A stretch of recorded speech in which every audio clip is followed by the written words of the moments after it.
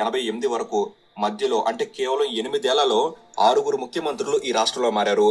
అంటే ఇక్కడ రాజకీయ వాతావరణ వేడి ఎలా ఉంటుందో మీరే ఊహించండి. ఇక కరప్షన్ గురించి, గూండాయిజం గురించి అయితే ప్రత్యేకంగా చెప్పక్కర్లేదు.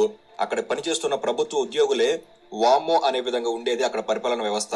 కానీ ఇప్పుడు పరిస్థితులు మారాయి. కాషాయం కట్టుకుని ఒకడు వచ్చాడు. ఇప్పటి వరకు ఉన్న చరిత్రను తిరగరాస్తూ 5 ఏళ్ల పాటు ముఖ్యమంత్రిగా పనిచేయడమే కాకుండా మళ్లీ తిరిగి ఎన్నికై ప్రభుత్వాన్ని స్థాపించి ఒకప్పుడు అసెంబ్లీలో తన చేత కంటతడి పెట్టించిన గ్యాంగ్స్టర్లను సీఎంగా ఎవరు ఉండాలి? ఈ విధంగా భార్య పిల్లలు లేకుండా స్వామీజీగా ఉండేవాళ్ళు ఉంటే ఆ భారతదేశం ఎంత కలకల ఆడుతుందో ఈ విధంగా ఉత్తరప్రదేశ్ మనకు కళ్ళారా కనబడుతూ ఉంది. ఈ విధంగానే మన భారతదేశం ఎదగాలంటే యోగిజీలాగా రావాలి. ఆ దేవుడు కరుణించాలని, ఇటువంటి నాయకులు రావాలని, ఇటువంటి స్వామీజీలు రావాలని కోరుకుంటాము.